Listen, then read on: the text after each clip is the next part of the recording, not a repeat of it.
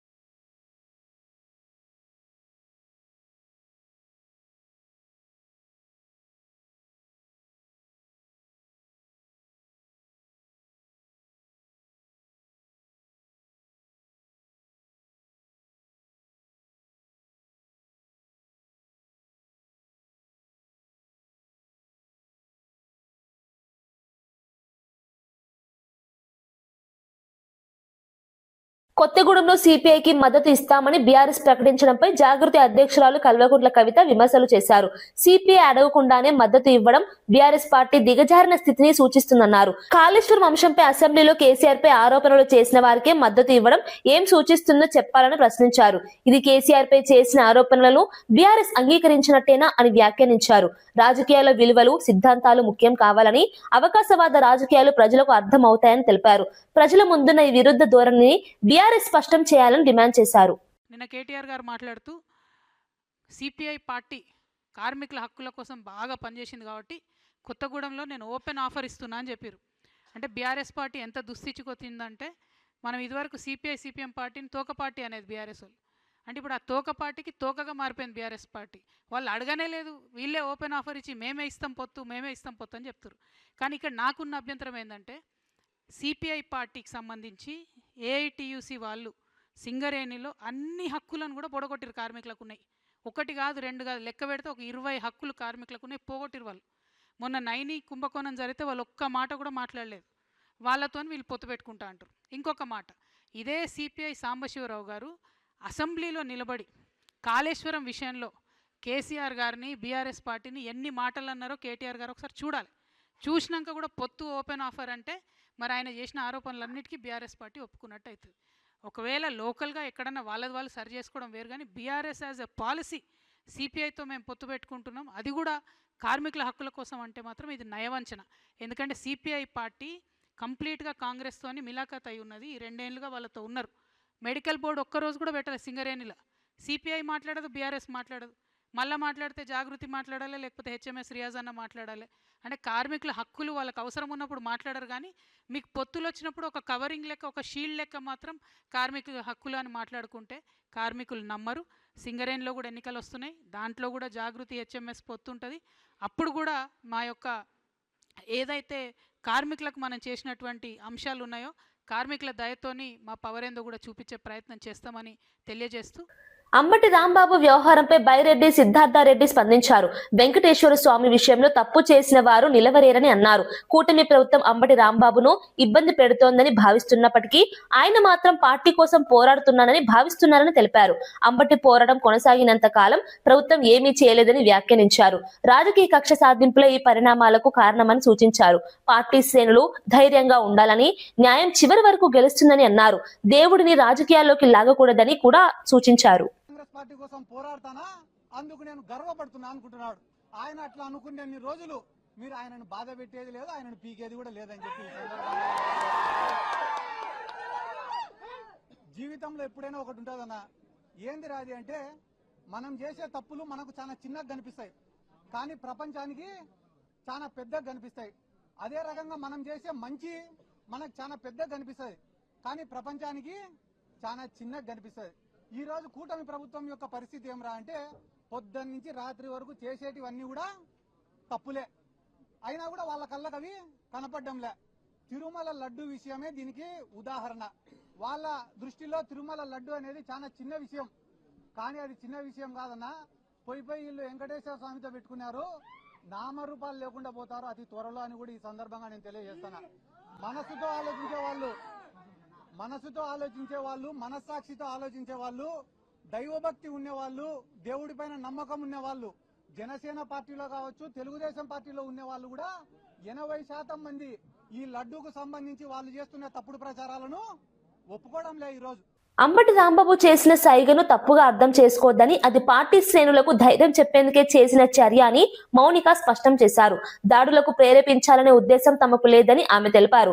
తమ పార్టీ మహిళలను విమర్శిస్తున్న వారిపై తీవ్రంగా స్పందిస్తూ రాజకీయాల్లో వ్యక్తిగత దూషణలు అనవసరమన్నారు. ప్రతిపక్షంపై కక్ష సాధింపే ప్రభుత్వ లక్ష్యమైందని ఆరోపించారు. తమ తండ్రి ఎలాంటి పరిస్థితుల్లోనైనా వెనుకడుగు వేయరని, న్యాయం కోసం పోరాటం కొనసాగుతుందని పేర్కొన్నారు. పార్టీ కార్యకర్తలు భయపడాల్సిన అవసరం లేదని, న్యాయపరమైన మార్గంలోనే ముందుకు వెళ్తామని తెలిపారు. రాజకీయంగా ఎదురుదాడులు సహజమే అయినా వ్యక్తిగత స్థాయికి దించడాన్ని ఖండించారు. తమ కుటుంబం ఈ ఒత్తిడులకు తలొగ్గదని స్పష్టం చేశారు.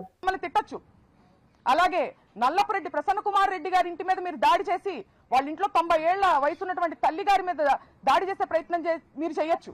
జోగి రమేష్ గారి ఇంట్లో మహిళలు లేరా అండి? ఆ ఇంటి మీద కూడా మీరు దాడి చేయొచ్చు. దీన్ని ఖండించాల్సినటువంటి అవసరం మీకు లేదా? అలాగే ఇదే సందర్భంలో మీరు ప్రతిపక్షంలో ఉండంగా అప్పటి గౌరవ ముఖ్యమంత్రి జగన్మోహన్ రెడ్డి గారి మీద మీరు లండన్కి వెళ్లారు అనే ప్రస్తావనతో మీరు ఎట్లాంటి అశ్లీల వ్యాఖ్యలు చేశారో మీరు ఒకసారి గుర్తు చేసుకుని ఆత్మవిమర్శ చేసుకోవాల్సిన అవసరం ఉందని కూడా ఈ సందర్భంగా నేను లోకేష్ గారికి తెలియజేస్తున్నాను. అలాగే ప్రశ్నించడానికే ఉద్భవించింది జనసేన పార్టీ అని చెప్పారు పవన్ కళ్యాణ్ గారు. మరి ఈ ప్రశ్నలన్నీ ఎందుకు ఆయన అడగట్లేదు అనే ఒక పెద్ద ప్రశ్న మా అందరికీ ఉందండి. దయచేసి మీరు వీటన్నిటిని ఖండిస్తూ వాళ్ళని ప్రశ్నించాలని కూడా నేను కోరుకుంటున్నాను.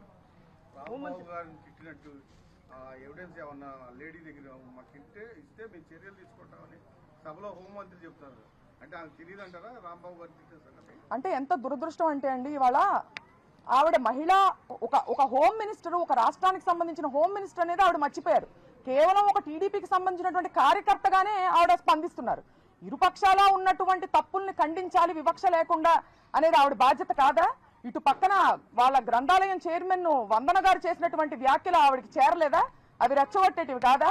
గల్లా మాధవి గారు తరువాత రోజు దాడి అరెస్టు జరిగిన తరువాత రోజు కూడా ప్రత్యక్ష ప్రసారంలో కూర్చుని ఆవిడ మమ్మల్ని బెదిరిస్తూ రెచ్చగొట్టేటువంటి వ్యాఖ్యలు ఖండించాల్సినటువంటి బాధ్యత హోమ్ మినిస్టర్ గా ఆవిడకి లేదా అని సందర్భంగా నేను ప్రశ్నిస్తున్నాను. మీ డాడీ కేసు ఒక ఫిర్యాదు ఇచ్చారు దాదాపు 25 మంది మీద. ఎంతమంది మీద అరెస్ట్ చేసి ఉంటారు, ఎంతమంది మీద కేసు ఎఫ్ఐఆర్ రిజిస్టర్ చేసి ఉంటారు? ఇందాపూర్ డైరీ పేరుతో కల్తీ నెయ్యి సరఫరా జరిగిందనే ఆరోపణలపై రాజకీయ వాతావరణం వేడెక్కింది. ఈ వ్యవహారంలో నిజాలు వెలుగులోకి రావడంతో ఇమేజ్ దెబ్బతింటోందని, అందుకే దృష్టి మళ్లించేందుకు తప్పుడు కథనాలు ప్రచారం చేస్తున్నారని విమర్శలు వెల్లువెత్తుతున్నాయి.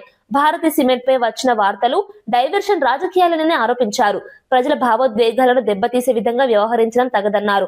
ఆహార భద్రత వంటి సున్నితమైన అంశాల్లో పారదర్శక దర్యాప్తు జరగాలని డిమాండ్ చేస్తున్నారు. రాజకీయ లాభాల కోసం మతం, దేవాలయాల పేర్లు ఉపయోగించవద్దని సూచించారు. నిజాలు బయటకు రావాలని, బాధ్యులపై చర్యలు తీసుకోవాలని ప్రతిపక్షం కోరుతోంది. ఈ అంశం రాష్ట్ర రాజకీయాల్లో ప్రధాన చర్చగా మారింది. టన్నులు మాత్రమే కొనుగోలు చేశారు.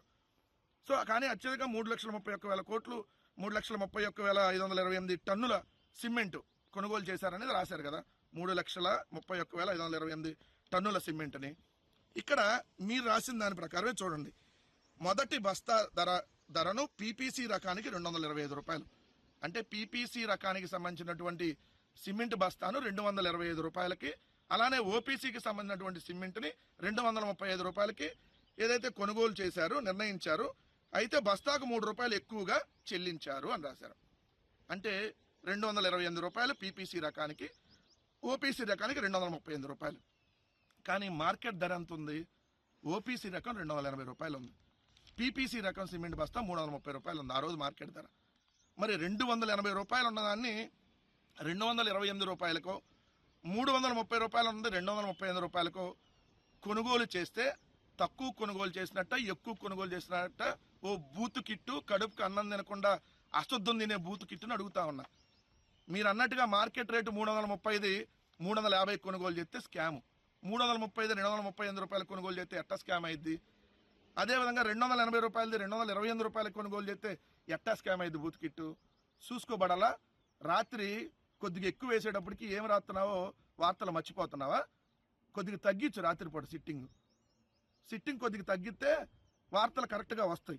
రోజు తప్పుడు ప్రచారం, భారతీయ సిమెంట్స్ మీదో లేదంటే జగన్మోహన్ రెడ్డి గారి కుటుంబం మీదో నువ్వు బతుకు, నువ్వు కడుపుకి అన్నం తిను అనేది 100 సార్లు చెప్పేది. అందుకనే అశుద్ధం తింటే ఎట్లాంటి వార్తలు రాస్తావు. పేదల ఇళ్ల నిర్మాణానికి సంబంధించి భారతీయ సిమెంట్స్తో పాటు అనేక సిమెంట్ కంపెనీలు ఆ రోజు ప్రభుత్వానికి తక్కువ రేటుకి సప్లై చేసినాయి. జగన్మోహన్ రెడ్డి గారు కూర్చోబెట్టి అయ్యా ఇది పేదలకు సంబంధించిందని చెప్పారు. తక్కువ రేటుకి సప్లై చేస్తే స్కామ్ అంటావు, నువ్వు మనిషివా ఇంకేమన్నానా? సో ఇకనైనా బూతు వార్తలు ఆపి ముందే నీ కథ ఎందుకు చూసుకోమని. బంజారా సమాజ ఆరాధ్య గురువు సేవాలాల్ మహారాజ్ 287వ జయంతిని ఘనంగా నిర్వహించేందుకు ఏర్పాట్లు చేస్తున్నట్లు మాజీ మంత్రి సత్యవతి రాథోడ్ తెలిపారు. తెలంగాణ భవన్లో ప్రతి ఏడాదిలాగే ఈసారి కూడా విశేష కార్యక్రమాలు నిర్వహిస్తున్నామని చెప్పారు. సేవాలాల్ జయంతికి అధికారిక గుర్తింపు ఇవ్వడంలో గత ప్రభుత్వం కీలక పాత్ర పోషించిందని గుర్తు చేశారు. గిరిజన ఆదివాసీ వర్గాల అభివృద్ధికి అనేక పథకాలు అమలు చేశామని వివరించారు. గిరిజన సంక్షేమానికి కేటాయింపులు పెంచడం, భూమి హక్కుల పరిరక్షణ వంటి చర్యలు తీసుకున్నామని చెప్పారు. కాంగ్రెస్ ప్రభుత్వం గిరిజన రిజర్వేషన్ల విషయంలో అన్యాయం చేసిందని ఆరోపించారు. సమాజ ఐక్యతే తమ లక్ష్యమని, సేవాలాల్ ఆశయాలు నిలబెట్టడం తమ బాధ్యత అని పేర్కొన్నారు. వసతులు కల్పించి మనం ఎక్కడో వెనుకబడి ఉంటే మిషన్ భగీరథ లాంటి అద్భుతమైన పథకాన్ని ఇచ్చి లంబాడి మహిళలు, మా సోదరి మహిళలు ఎక్కడ నెత్తిన బిందె పెట్టుకొని రోడ్డు ఎక్కకుండా వారికి అన్ని అవకాశాలు, సమాజంలో సగౌరవంగా బతికే గొప్ప అవకాశాన్ని వాళ్ళకు మౌలిక వసతులు కల్పించిన, వాళ్లకు సమానంగా తీర్చిదిద్దిన ఘనత కేసీఆర్ గారిది. కాబట్టి రాష్ట్ర వ్యాప్తంగా ఉన్న గిరిజన జాతి బిడ్డలకు, లంబాడి జాతి బిడ్డలకు, ఆదివాసీ బిడ్డలకు మనమందరం కేసీఆర్ గారి వెంట నడవాల్సిన అవసరం ఉంది అని చెప్పి మరొకసారి మీ అందరికి కూడా విజ్ఞప్తి చేస్తూ, రేపు సేవాలాల్ జయంతిని జరుపుకునే బిడ్డలందరికీ హృదయపూర్వకంగా శుభాకాంక్షలు తెలియజేస్తూ, హైదరాబాద్లో ఉండే మా గిరిజన లంబాడి సోదరులు అనేక మంది కేసీఆర్ గారి చొరవతోని, కేసీఆర్ గారి ప్రేమతోని అనేక మంది ఉద్యోగాల్లో ప్రమోషన్లు తీసుకున్నారు. అనేక మంది రిజర్వేషన్ పెరిగిన తర్వాత విద్యా అవకాశాలు అందిపుచ్చుకొని ఇక్కడ వరకు వచ్చారు. అనేక మంది కేసీఆర్ గారు ప్రవేశపెట్టిన సంక్షేమ ఫలాలు అందుకొని హైదరాబాద్లో నివాసంలో ఉంటున్నారు.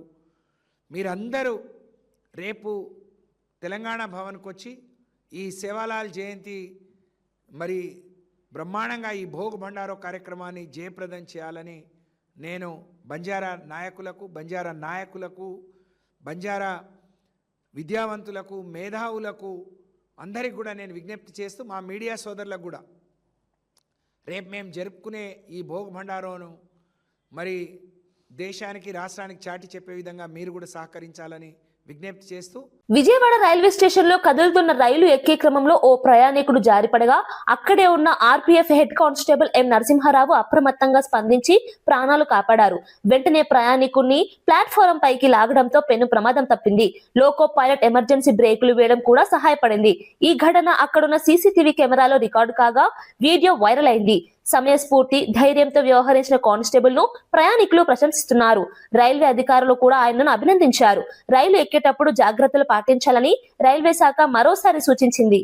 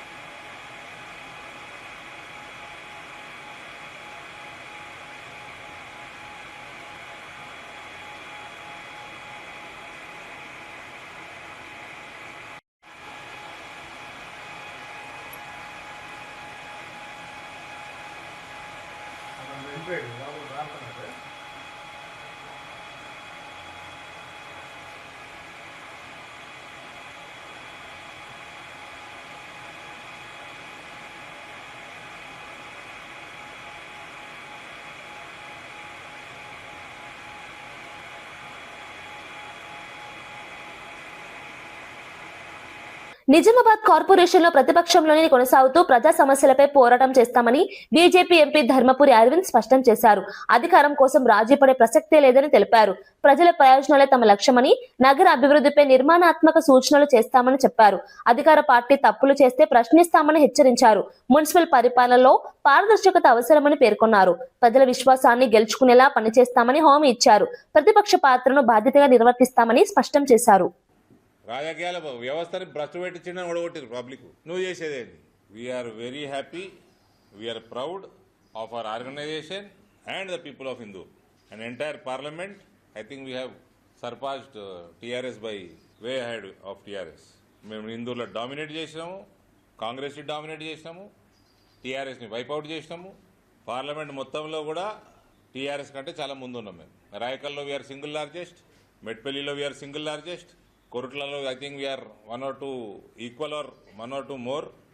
We are a strong opposition. We don't mind to stay in opposition and fight for the cause of people. Nizamabad రాజకీయ పరిణామాల నేపథ్యంలో కేంద్ర మంత్రి బండి సంజయ్ కాంగ్రెస్, బీఆర్ఎస్, మజ్లిస్ పార్టీలపై తీవ్ర విమర్శలు చేశారు. బీజేపీకి మేయర్ పీఠం రాకుండా 3 పార్టీలు కలిసి కుట్ర చేశాయని ఆరోపించారు. ప్రజాస్వామ్యాన్ని వక్రీకరించే ప్రయత్నం జరిగిందని, అయినప్పటికీ ప్రజల మద్దతు తమపైనే ఉందని ధీమా వ్యక్తం చేశారు. రాజకీయ ప్రయోజనాల కోసం సిద్ధాంతాలను పక్కన పెట్టి కలిసిపోవడం సరైంది కాదని అన్నారు. బీజేపీ శక్తిని అడ్డుకునేందుకు ఇతర పార్టీలు ఏకమవుతున్నాయన్న వ్యాఖ్యలు చేశారు. భవిష్యత్తులో నిజామాబాద్ లో బలమైన ప్రత్యామ్నాయం బీజేపీ అవుతుందని స్పష్టం చేశారు. ప్రజల మార్పు కోరుకుంటున్నారని, త్వరలోనే స్థానిక సంస్థల్లో కూడా తమ ప్రభావం పెరుగుతుందని పేర్కొన్నారు. కాంగ్రెస్ ఒక్కటే కరీంనగర్ వేదికగా ఈ బండారం బయటపడబోతున్నారు. ఈ 2 పార్టీల నాయకులు రహస్య చర్చలు కాదు, బహిరంగ చర్చలు జరుపుకుంటున్నారు కరీంనగర్లో. నేనేమంటున్నానంటే కరీంనగర్ లో కలిసి ఉండాలి, మేయర్ వచ్చినా రాకుండా బీజేపీకి వ్యతిరేకంగా పనిచేయాలి అని తీసుకున్న నిర్ణయము, ఈ 2 పార్టీల అధిష్టానం తీసుకున్న నిర్ణయమా, స్థానిక కాంగ్రెస్ బీఆర్ఎస్ పార్టీ తీసుకున్న నిర్ణయమా? ఇది కాదు అని ఖండనిస్తారు, ఇది తప్పు అని చెప్పి కాంగ్రెస్ బీఆర్ఎస్ ఇస్తారు. వాస్తవం, బీఆర్ఎస్ పార్టీ నాయకులు మాట్లాడే విషయం స్పష్టం చేస్తున్నాం మేము. ఫోన్ ట్యాపింగ్ కేసు అరెస్ట్ లేదు, డ్రగ్స్ కేసు అరెస్ట్ లేదు, ఈ ఫార్ములా కేసు అరెస్ట్ లేదు, కాళేశ్వరం కేసు అరెస్ట్ లేదు, ఫామ్ హౌస్ కేసు అరెస్ట్ లేదు. ఇవి అరెస్టులు లేనప్పుడే మేము అనుమానం వ్యక్తం చేస్తాం. మేము కొట్టినట్టు చేస్తా, నువ్వు ఏసినట్టు చేయి అనేటువంటి ఒక అంతర్గత ఒప్పందంతో ఈ 2 పార్టీలు తెలంగాణ ప్రజలను ఏ విధంగా మోసం చేస్తున్నాయో గతం నుంచి చెప్తున్నాం మేము. అడ్వకేట్ మహమ్మద్ ఖాదిర్ హత్య కేసులో కీలక వివరాలు బయటపడుతున్నాయని పోలీసులు తెలిపారు. కుటుంబ సభ్యుల ప్రకారం రెండో వివాహం తర్వాత కుటుంబంలో విభేదాలు పెరిగినట్లు సమాచారం. అదే వివాదాలు హత్యకు దారితీసి ఉండవచ్చని అనుమానిస్తున్నారు. ప్రత్యక్ష సాక్షులు, బంధువులను విచారించినట్లు పోలీసులు వెల్లడించారు. కేసులో అనుమానితులపై నిఘా ఉంచినట్లు తెలిపారు. హత్య వెనుక వ్యక్తిగత కారణాలున్నాయా లేదా ఇతర కోణాలున్నాయా అన్న దానిపై సమగ్ర దర్యాప్తు కొనసాగుతుందని స్పష్టం చేశారు. నిందితుల్ని చట్టపరంగా కఠినంగా శిక్షిస్తామని హామీ ఇచ్చారు. ఖదీర్ అనే వ్యక్తిని సొంత బామ్మర్దులైనటువంటి వాళ్ళు చంపిరు అనే రకంగా తెలిసింది. ఇమీడియట్ మేము ఇక్కడ విజిట్ చేసాము. చేస్తే ఐ విట్నెస్ వాళ్ళకి ఎగ్జామిన్ చేయడంతో వారు చెప్పిన ప్రకారము ఒక కర్ర మరియు కత్తి తీసుకొని వచ్చి చంపినట్టు కనపడుతుంది. మేము ఇమీడియట్ వారి బంధువులతో వారి కుటుంబ సభ్యులతో దరఖాస్తు తీసుకొని ఇన్క్వెస్ట్ కండక్ట్ చేసి బాడీని ఇప్పుడు మేము ఉస్మానియాకు తరలిస్తున్నాం. ఇమీడియట్ మేము నేరస్తులను పట్టుకునేటట్టు టీం ఫామ్ చేసి పంపించి నేరస్తులను అరెస్ట్ చేసే ఉద్దేశము అతను రెండో పెళ్లి చేసుకున్నాడని ఉద్దేశంగా రెండో పెళ్లి చేసుకున్నప్పటి నుంచి ముందు స్టార్ట్ అయినాయి. రెండో పెళ్లి చేసుకునే ఉద్దేశంతో మొదటి ప్రాజెక్ట్ సంబంధించిన తమ్ముడు కోపంతో ప్రాథమికంగా తెలుస్తుంది. తద్వారా విచారణ తిరుమలలోని శ్రీ వెంకటేశ్వర స్వామిని పలువురు ప్రముఖులు దర్శించుకున్నారు. విఐపి విరామ దర్శన సమయంలో సినీ నటులు నరేష్, పవిత్రతో పాటు నవాబ్ కేఫ్ చిత్ర యూనిట్ సభ్యులు స్వామివారి సేవలో పాల్గొన్నారు. ఆలయ అధికారులు వారికి తీర్థ ప్రసాదాలు అందజేశారు. భక్తులతో కలిసి క్యూ లైన్లో నిలబడి స్వామివారి దర్శనం చేసుకోవడం విశేషంగా నిలిచింది. శ్రీవారి ఆశీస్సులతో సినిమా విజయవంతం కావాలని ప్రార్థించినట్లు సమాచారం. తిరుమలలో ప్రస్తుతం భక్తుల రద్దీ ఎక్కువగా ఉండటంతో ప్రత్యేక ఏర్పాట్లు చేశారు. 20th మా సినిమా రిలీజ్ అవుతుంది. ఈ బ్లెస్సింగ్స్తో ముందుకెళ్ళి మా సినిమా మీ అందరికీ నచ్చాలని మీరందరూ ఆదరిస్తారని కోరుకుంటూ మెడ్జీ కాలేజ్లో ట్రైలర్ లాంచ్ చేస్తున్నాము. సో ట్రైలర్ కూడా మీ అందరికీ నచ్చాలని మనస్ఫూర్తిగా కోరుకుంటున్నాం. Thank you. స్వామివారి దర్శనం జరిగింది, అన్నీ సక్సెస్ఫుల్గా హ్యాపీగా స్మూత్గా జరిగింది. సో ఆ మూవీ కూడా అలాగ ఉంటుందని ఎక్స్పెక్ట్ చేస్తున్నాం. ట్రైలర్ లాంచ్ ఇవాళ అవుతుంది కాలేజ్లో, అండ్ తిరుపతిలో జరిగేది మాకు చాలా చాలా స్పెషల్. మీరందరూ చూడండి. Feb 20th సినిమా వస్తుంది, ప్లీజ్ చూడండి, చెప్పండి ఎలా ఉంది. సీఎం చంద్రబాబు నాయకత్వంలో ప్రవేశపెట్టిన బడ్జెట్ రాష్ట్ర భవిష్యత్కు దిశానిర్దేశకమని మంత్రి నాదెండ్ల మనోహర్ పేర్కొన్నారు. డిప్యూటీ సీఎం పవన్ కళ్యాణ్ సహకారంతో రూపొందించిన ఈ బడ్జెట్ అభివృద్ధి, సంక్షేమం మధ్య సమతుల్యత సాధించిందన్నారు. పెట్టుబడులు, మౌలిక సదుపాయాలు, ఉద్యోగ అవకాశాలు పెంపు లక్ష్యంగా ప్రణాళికలు సిద్ధం చేశామని తెలిపారు. ప్రజల ఆశలను నెరవేర్చే విధంగా బడ్జెట్ రూపకల్పన జరిగిందని చెప్పారు. రాష్ట్ర ఆర్థిక వ్యవస్థ బలోపేతానికి ఇది కీలక అడుగని పేర్కొన్నారు. ఎందుకంటే గతంలో జరిగిన పరిపాలన, ఆ విధ్వంసానికి భిన్నంగా రాష్ట్రంలో ఆ రెవెన్యూ లోటుని పూడ్చడానికి కోసం ప్రజల్లో కూడా మేము చేస్తున్న ఈ కార్యక్రమాల్ని అందించడానికి కోసం మేము చేస్తున్న తపనని గుర్తించే విధంగా అన్ని శాఖలకు ఇచ్చిన కేటాయింపుల్లో సమతుల్యత పాటించుతూ ప్రత్యేకంగా కొన్ని సెక్టార్స్ పైన ఫోకస్ చేసుకుంటూ తీసుకున్న ఈ నిర్ణయాల్ని మనస్ఫూర్తిగా ఈ సందర్భంగా ఆహ్వానిస్తున్నాం. మూలధన విషయంలో దాదాపు గత సంవత్సరంతో పోల్చుకుంటే 2025-26 సంవత్సరంలో 39,498 కోట్లుంటే ఈ సంవత్సరం ఈ పర్టికులర్ ఈ బడ్జెట్లో 16% పెంచి 53,915 కోట్ల వ్యయానికి పెంచినందుకు మనస్ఫూర్తిగా మేము అభినందిస్తున్నాం. అదేవిధంగా రెవెన్యూ ద్వారా వస్తున్న ట్యాక్సెస్ని గతంలో ఎన్నడూ లేని విధంగా గత సంవత్సరం 98,025 కోట్లయితే ఈ సంవత్సరం ప్రతిపాదించింది 1,25,846 కోట్లు. అంటే దీని వెనక ఎంత కసరత్తు ఉందో, ఎంత ఆలోచన ఉందో, ఏ విధంగా రాష్ట్రాన్ని మనం పురోగతి దిశగా నడుచుకునే విధంగా తీసుకోవాల్సిన నిర్ణయాల్లో అందరం కూడా కలిసికట్టు. వార్తలు ముగించే ముందు ముఖ్యాంశాలు మరోసారి.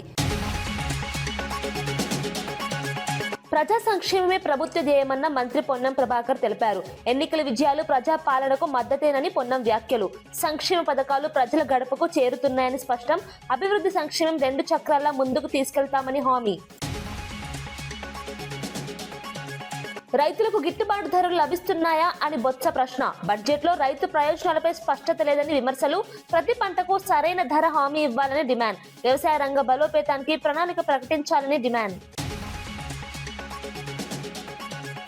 బెల్లంపల్లి మున్సిపాలిటీలో బీఆర్ఎస్ బలం పెరిగిందని నేతలు. కేటీఆర్ సమక్షంలో గులాబీ కండువా కప్పుకున్న పలువురు కౌన్సిలర్లు. హంగ్ పరిస్థితుల్లో మద్దతుతో రాజకీయ సమీకరణాలు మార్పు. స్థిరమైన పాలన కోసం చేరికలు జరిగాయని బీఆర్ఎస్ స్పష్టం. అంబటి సైగను తప్పుగా అర్థం చేసుకోవద్దన్న మౌనిక. దాడులకు ప్రేరేపించే ఉద్దేశం తమకు లేదని స్పష్టం. వ్యక్తిగత దూషణలు రాజకీయాలకు హానికరమని వ్యాఖ్యలు. న్యాయపరమైన మార్గంలోనే పోరాటం కొనసాగుతుందని వ్యాఖ్య. కాంగ్రెస్ బీఆర్ఎస్ మజ్లిస్ కుట్ర చేశాయన్న బండి సంజయ్. బీజేపీ మేయర్ పీఠం రాకుండా అడ్డుకున్నారంటూ ఆరోపణ. సిద్ధాంతాలు పక్కన పెట్టి కలిసిపోవడం సరైంది కాదని వ్యాఖ్య. నిజామాబాద్ లో బీజేపీ బలమైన ప్రత్యామ్నాయం అవుతుందని ధీమా. ఇవి ఈనాటి వార్తా విశేషాలు. మరో బులెటిన్లో మళ్ళీ కలుద్దాం. నమస్కారం.